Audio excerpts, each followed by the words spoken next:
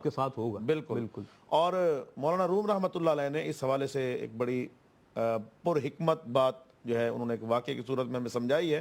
یہ جو بزرگ ہوتے ہیں یہ واقعات اس لیے بیان کرتے ہیں تاکہ ہمیں اس سے نصیحت ملے۔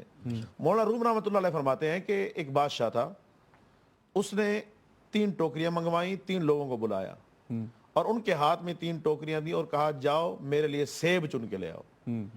اب وہ 3 بندے 3 ٹوکریاں لے کے گئے۔ ایک شخص نے سوچا بادشاہ ہے، اس کو سیبوں کی کیا ضرورت ہے، ایسے ہی ہمیں بھیج دیا ہے، تو اس نے جو اس کے ہاتھ میں آیا کوڑا کرکٹ کچرا وغیرہ اس نے وہ ٹوکری میں بھر لیا۔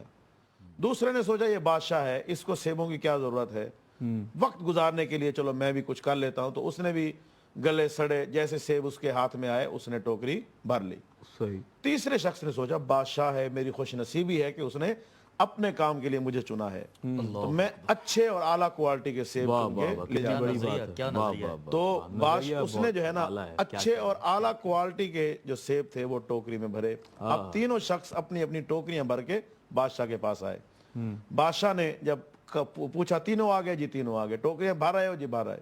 بادشاہ نے کہا ان تینوں کو الگ الگ قید کر دو اور جو کچھ ان کی ٹوکری میں ہے وہ ان کی غذا ہے، وہی یہ کھائیں گے، وہی ان کی غذا ہے۔ اللہ اکبر۔ اب مہینہ اس نے کہا ان سے نہ کوئی ملے گا نہ ان کو کوئی دیکھے گا، جو ان کے پاس ہے یہی ان کی خوراک ہے اور یہ بند رہیں گے۔ مہینے کے بعد جب دیکھا گیا تو جس کے ٹوکری میں تھا ہی کچرا، اس نے کیا کھانا تھا بیچارے نے، تو وہ ہلاک ہو گیا۔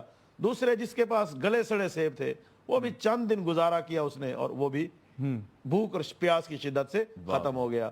جس کے پاس اعلیٰ نسل کے اچھے سیب تھے تو وہ جو ہے اس کو خوراک ملتی رہی اور وہ زندہ رہا۔ کیا جائے گا وہی آپ کے ساتھ۔ یہی بات ہے، مولانا روم فرماتے ہیں کہ اللہ پاک نے ہمیں دنیا میں بھیج دیا اور عمل کی ٹوکری ہمارے ہاتھ میں دے دی ہے، اور قبر میں اللہ پاک ہمیں قید کر کے ہمارے عمل کے مطابق ہمیں وہ عطا فرمائے گا۔ تو اس لیے یقیناً جو ہمارے ناظرین اس وقت ہمیں